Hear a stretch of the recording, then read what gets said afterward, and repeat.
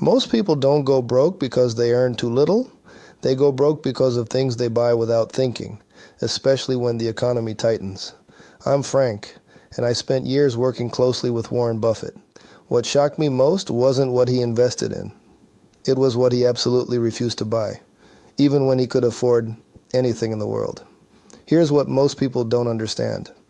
In 2026, a handful of impulse purchases will quietly lock millions of people into permanent financial stress, and most won't realize it until it's far too late. Let me paint the picture for you. Inflation is still eating away at your purchasing power, even if the headlines say it's slowing down. Household debt is sitting near record highs. Credit cards maxed out. Buy now, pay later schemes stacking up. Auto loans stretched to breaking point. And then there's the elephant in the room. Layoffs and AI disruption are making income stability a thing of the past. The old rules said you could make small mistakes and recover. The new reality? Every impulse buy compounds against you. I'm going to walk you through the exact impulse buys I watched Warren avoid throughout his career, and more importantly, why buying them today, in this economic environment, will keep you poor, not temporarily broke. Poor. Let's get into it. Before we dive into the specific traps, you need to understand why impulse spending has become more dangerous than ever before. Consumer debt in America is at or near historic highs. We're not just talking mortgages here. Credit card balances, buy now, pay later schemes, auto loans, all of it stacking up on households that are barely keeping their heads above water. Credit card interest rates are averaging over 20%. Think about that for a second. 20%. That means if you carry a balance of $5,000, you're paying $1,000 a year just in interest. That's money evaporating into thin air, producing nothing, building nothing. Now you might be thinking, but Frank, inflation is coming down, right? Sure, the rate of increase is slowing. But here's what they don't tell you. Prices don't reset. That grocery bill that doubled, it's staying doubled. That rent increase, it's permanent. The baseline cost of living has shifted, and your income probably hasn't kept pace. And then there's job security. AI isn't coming. It's here. Companies are restructuring, automating, consolidating. The stable career ladder your parents climbed, it's being dismantled rung by rung. When I worked with Warren, he used to say something that stuck with me. You don't need a market crash to lose money. Bad habits are enough. In 2026, impulse spending is no longer a harmless, occasional slip up. It compounds. Every dollar you spend on something you don't need is a dollar that can be saved, can be invested, can be there when emergency strikes. And trust me, emergencies are coming. The margin for error has collapsed. That's the reality nobody wants to say out loud. Let's start with one of the most insidious traps in the modern economy. Buy now, pay later schemes. You've seen them everywhere. Klarna, Affirm, Afterpay, all those little buttons at checkout promising 0% interest and 4 easy payments. Here's what makes this so dangerous. It's designed to hijack your brain's natural spending resistance. When you hand over cash or even swipe a credit card, there's a psychological friction. Your brain registers, I'm spending money. But when you see just 4 payments of $25, that friction disappears.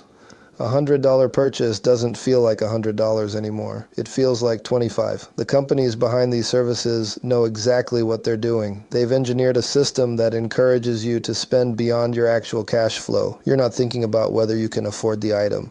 You're thinking about whether you can afford the next installment. And here's where it gets worse. Multiple studies now show that people who use buy now pay later services are significantly more likely to carry revolving credit card debt. They're more likely to overdraft their bank accounts. They're more likely to miss payments on other obligations. When you miss a payment on these services, and people do constantly, the fees hit fast.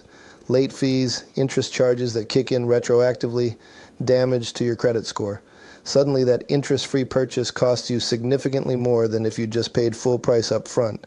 I never once saw Warren finance consumption. Not once. He delayed gratification, not because he was cheap, but because he understood the math. He understood that when you finance lifestyle purchases, you're borrowing from your future self at a terrible exchange rate.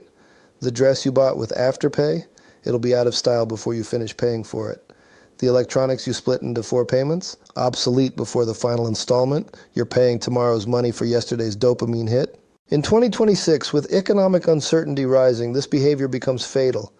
Because when that job loss comes, when that medical emergency hits, when your car breaks down, those installment payments don't stop. They keep coming, every 2 weeks, draining an account that's already running dry. Now let's talk about one of the biggest wealth destroyers in America, unnecessary car upgrades. The average new car price in America remains elevated. We're talking well over $40,000 for a new vehicle, and people are financing these purchases over 6, 7, even 8-year terms just to make the monthly payments seem manageable. Here's the brutal truth about cars. They are depreciating assets. The moment you drive a new car off the lot, it loses thousands of dollars in value. Within the first year, it'll lose 20 to 30% of what you paid. Within 3 years, nearly half. You're taking out a 6-year loan on something that's worth half what you paid for it by the time you're halfway through paying it off. That's not a purchase, that's financial quicksand. But the monthly payment isn't where it ends. Insurance costs have been skyrocketing. Maintenance on newer cars with complex electronics and sensors. Expensive premium fuel requirements, higher registration fees, increased property taxes in some states. It all adds up. And here's what really traps people. That car payment becomes a fixed expense that limits everything else you can do. Want to invest more? Can't. Car payment. Want to build an emergency fund? Can't. Car payment. Want to take a lower paying job that might offer better long-term prospects? Can't. Car payment. Warren Buffett drove modest cars long after he became a billionaire. For years he drove an old Lincoln Town car. Not because he hated comfort, not because he was trying to make a statement, but because he hated depreciation. He understood that every dollar he didn't waste on an unnecessary car was a dollar that could compound in his investments. Think about it this way.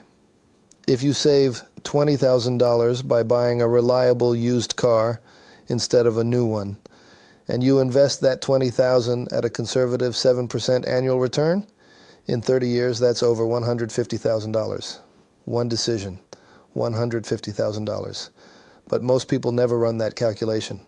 They walk into a dealership, get dazzled by the new car smell and the touchscreen dashboard, and sign a loan that will quietly drain their wealth for the next 7 years. In 2026, with interest rates on auto loans still elevated and job security declining, taking on a massive car payment for a vehicle you don't truly need is one of the fastest ways to guarantee you'll stay financially stuck.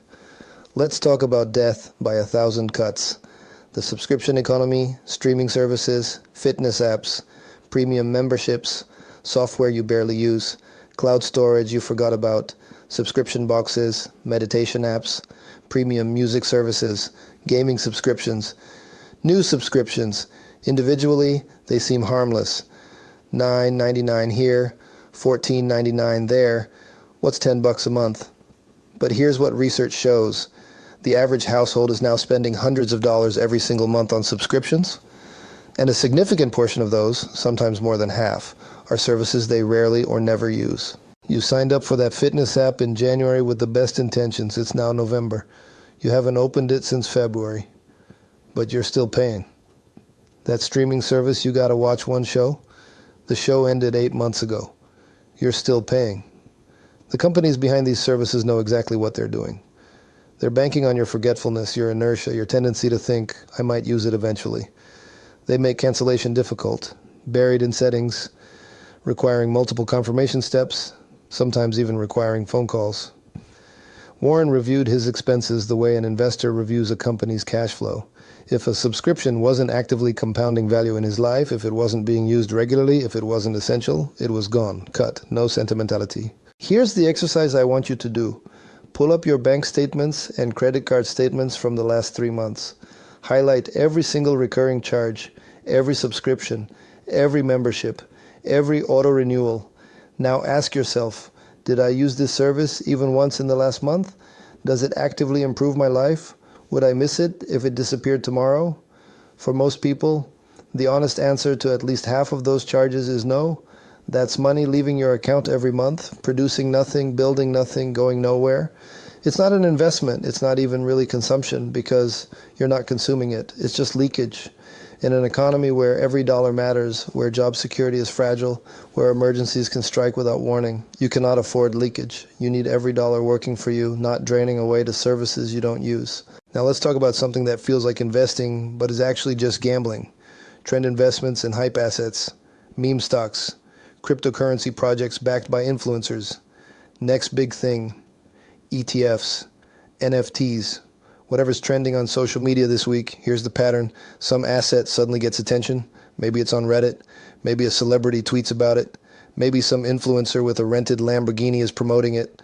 The price shoots up. FOMO kicks in. People pile in, terrified of missing out on life-changing wealth. And then reality hits. The hype fades. Liquidity dries up. The price collapses. People panic sell at massive losses. I've seen this cycle repeat over and over. Different assets, same psychology. Here's what makes this especially dangerous in 2026. Market volatility is higher.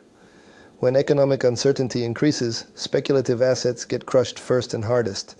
The greater fool you're counting on to buy your hype asset at a higher price, that person disappears the moment fear enters the market. When I worked with Warren, I sat in meetings where he completely ignored entire market manias. .com bubble. He stayed out. Cryptomania. Not interested. He wasn't smarter than everyone else. He was more patient.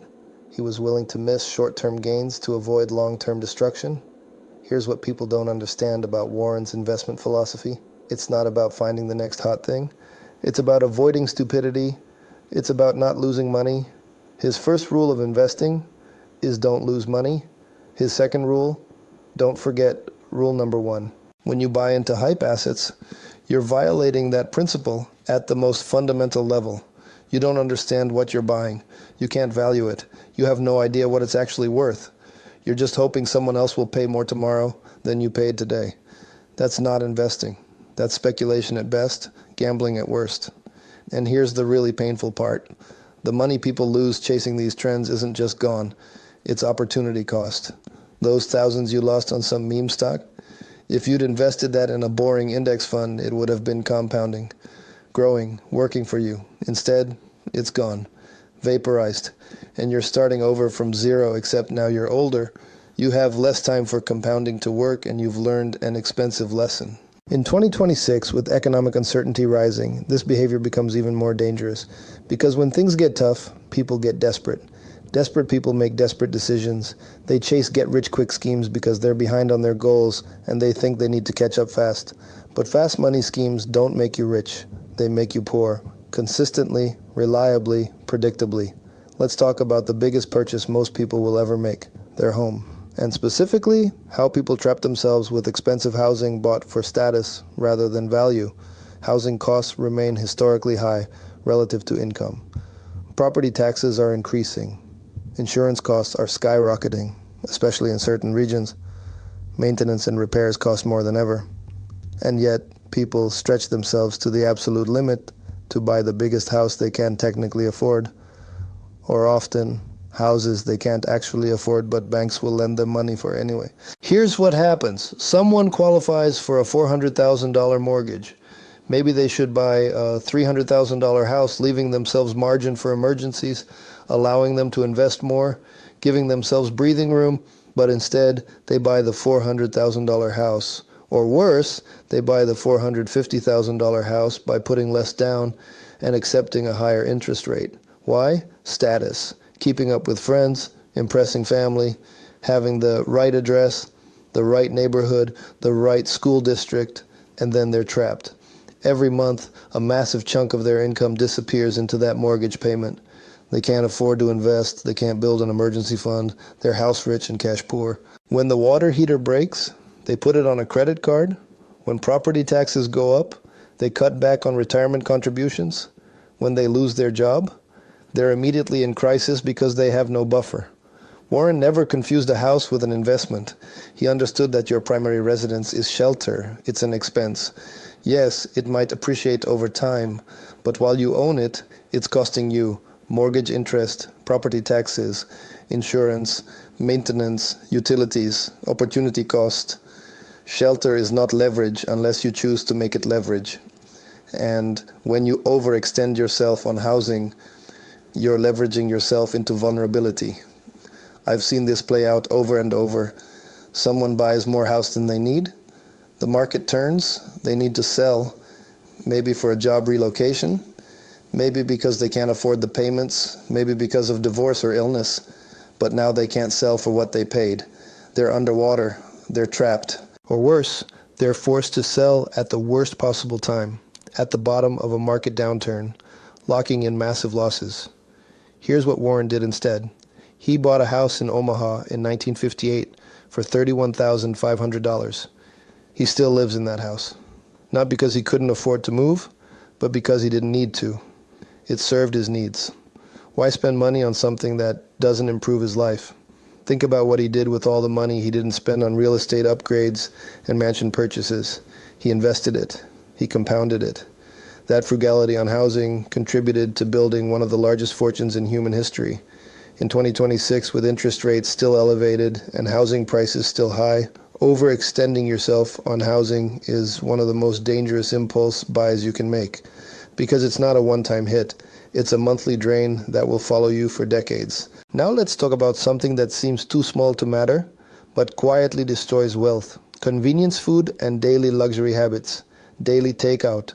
Food delivery with markups and fees. Premium coffee habits. The bodega run for snacks. The vending machine at work. Lunch out every day instead of packing something from home.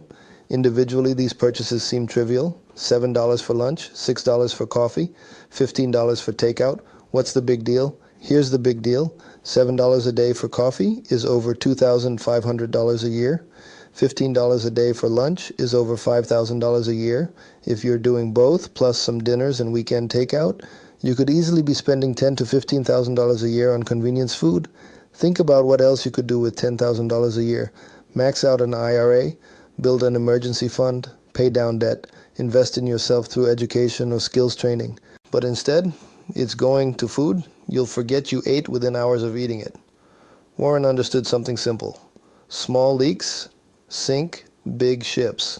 He wasn't obsessive about penny pinching, but he was mindful. He understood that every unnecessary expense was money that wasn't compounding in his favor. Here's what people miss. These daily habits don't just cost money, they cost opportunity. That coffee habit isn't costing you $6 a day. It's costing you what that $6 a day would become if invested over decades. Run the math on investing $2,000 a year at 7% returns over 30 years. It's over $200,000. Your daily coffee habit could be costing you $250,000 in future wealth. Now, I'm not saying never enjoy a coffee or a meal out. Warren ate out. He enjoyed McDonald's. But it was intentional, not habitual. There's a difference between occasionally treating yourself and having it become an unexamined default. The real question is, are you getting value from this spending, or is it just convenience? Are you making a choice, or are you on autopilot? In 2026, with inflation having permanently increased the baseline cost of living, you need to be ruthlessly honest about where your money goes. Those small daily expenses can and will prevent you from building wealth if you let them run unchecked. Now let's talk about the most emotionally charged category of impulse spending. Financing your identity. Designer items bought on credit. Image-driven purchases. Social media-fueled spending. The handbag that makes a statement. The watch that shows you've made it. The clothes that signal status. The vacation you can't afford but post on Instagram anyway. This is spending driven by one thing. The need to be perceived a certain way by other people. Here's what makes this so dangerous. There's no return on investment. A productive asset generates income or appreciates in value. A consumption purchase at least provides utility or enjoyment. But identity-based purchases, they provide temporary validation from people whose opinions shouldn't matter to your financial well-being. And here's the really painful irony. The people you're trying to impress, they're not paying your bills. They're not funding your retirement. They're not going to be there when you're stressed about money at 3 in the morning. They might not even notice or care about your purchases as much as you think they do. Warren never spent money to impress people who didn't pay his bills. That's not a quote from him, it's just a principle he lived by. He wore affordable suits. He drove modest cars. He lived in a modest house, not because he was against nice things, but because he understood that external validation is a terrible reason to spend money. Here's what research shows. People who engage in high levels of status-driven spending report lower life satisfaction. They're on a hedonic treadmill, always needing the next purchase to maintain the image, never actually satisfied, constantly comparing themselves to others, and it gets worse during economic stress. When people feel financial pressure, some respond by spending more on image-driven purchases, trying to maintain an appearance of success even as their actual financial situation deteriorates. It becomes a vicious cycle. In 2026, with social media amplifying comparison culture, with everyone's highlight reel on display, the pressure to spend for appearance is higher than ever. But giving in to that pressure is one of the fastest ways to stay poor. Because here's the truth, real wealth is quiet. It's not the flashy car or the designer logo. It's the investment account you never mention. It's the paid-off mortgage. It's the ability to handle emergencies without panic. It's the freedom to make choices based on what you want, not what you can afford. People who look wealthy often aren't. People who are wealthy often don't look it. So we've talked about all the things Warren avoided. Let me tell you what he actually did instead, because understanding what not to do is only half the equation. First, Warren maintained cash buffers, always. He never operated at the edge of his means. Even when he could have deployed more capital into investments, he kept reserves. Why? Because opportunities come during chaos, and you need liquidity to seize them. But more importantly, because stress and good decision-making don't coexist. When you're financially stressed, you make bad choices. Cash buffers eliminate that stress. Second, he practiced extreme delayed gratification. This is different from just being frugal. This is about systematically choosing future rewards over present consumption. He asked himself, will I get more value from spending this money now or letting it compound and spending it later? More often than not, the answer was later. Third, he bought value, not excitement. Warren's investments weren't sexy. They weren't the hot stock everyone was talking about. They were boring, understandable businesses trading below their intrinsic value. He applied the same principle to personal spending. He bought things that provided genuine value relative to their cost, not things that provided a temporary thrill. Fourth, and this is crucial, he said no far more than he said yes. Warren has talked about his decision-making having a too hard pile. If something was too complex, too uncertain, too outside his circle of competence, he just said no. He didn't feel obligated to have an opinion on everything or participate in every opportunity. He was selective, ruthlessly selective. This applies to spending too. Most purchases should get a no by default. Only the things that truly matter, that truly provide value, should get a yes. Working with Warren taught me something fundamental about wealth building. It's not about what you buy. It's about what you don't buy. It's about all the times you walked away from a purchase that seemed appealing in the moment, but wouldn't matter in a year. Think about the last major impulse purchase you made, something significant. Do you remember what it was 6 months ago, a year ago? Does it still provide value in your life? Was it worth the money? For most people, the honest answer is no. They've forgotten most of their impulse purchases. They've moved on. The temporary satisfaction faded within days or weeks, but the money is still gone. Warren's wealth wasn't built on one brilliant investment decision. It was built on decades of consistent, disciplined decisions, saying no to bad investments, saying no to unnecessary expenses, letting good investments compound undisturbed. That's the secret nobody wants to hear. It's not exciting. It's not a hack. It's just discipline applied consistently over time. Let me share the rules I live by now, learned from watching Warren and from my own expensive mistakes along the way. Rule 1, if it doesn't produce income or essential value, think twice before buying it.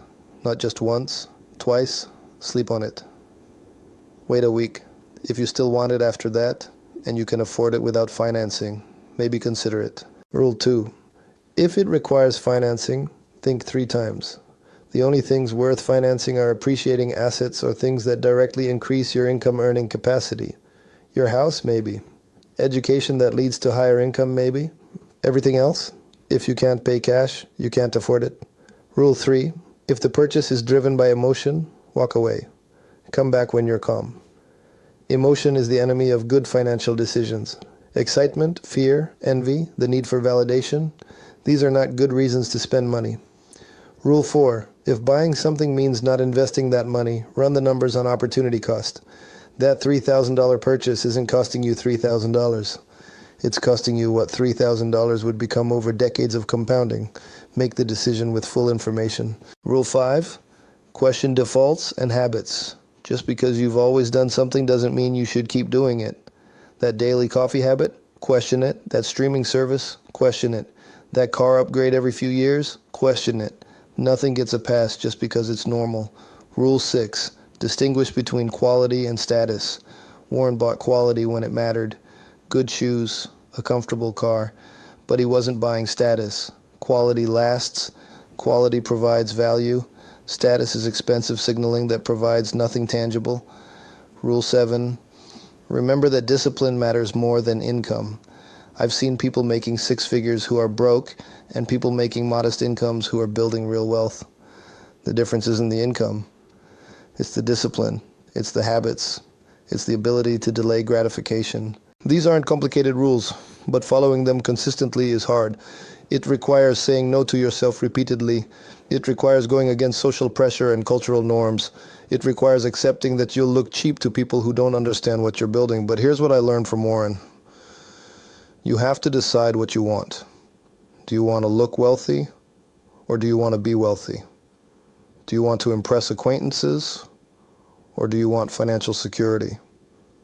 Do you want the temporary satisfaction of impulse purchases, or do you want the lasting satisfaction of wealth compounding? You can't have both. The choices you make every single day are deciding your financial future. Not your income, your choices. Most people won't be ruined by a recession. They won't be destroyed by a market crash. They won't lose everything because of some external catastrophe. They'll be ruined by habits that felt harmless, by purchases that seemed small, by decisions that looked normal. I watched Warren Buffett build extraordinary wealth by refusing impulse spending, even when no one was watching. Especially when no one was watching. He didn't do it for show. He did it because he understood that wealth is built in private, in the small daily choices nobody sees. In 2026, discipline will matter more than income. That's not speculation, it's mathematical certainty. The economic environment is becoming less forgiving. Margins are tighter, security is lower. The things that used to be small mistakes now compound into major problems. And here's the scariest part that nobody wants to acknowledge. The things keeping most people poor are the same things society calls normal. Normal is carrying credit card debt. Normal is financing cars for 7 years. Normal is living paycheck to paycheck while spending on conveniences and status. Normal is having subscriptions you don't use and making impulse purchases you forget about. Normal is the enemy of wealth. If you do what everyone else does, you'll end up where everyone else ends up. And most people end up stressed about money, unable to retire comfortably, one emergency away from financial disaster. But it doesn't have to be that way. Every single impulse buy I've talked about today is a choice. You can choose differently. You can go against the grain. You can say no when everyone around you is saying yes. Warren showed me that wealth isn't about earning more, though that helps. It's about keeping more. It's about letting what you keep compound undisturbed. It's about having the discipline to delay gratification when everyone around you is indulging. The question is, are you willing to do what most people won't, so you can live how most people can't? That's the real choice in front of you. The impulse buys will always be there, tempting you, promising satisfaction, making it easy to say yes. But your financial future is being decided right now by the choices you make today, tomorrow, and every day after that. Choose carefully.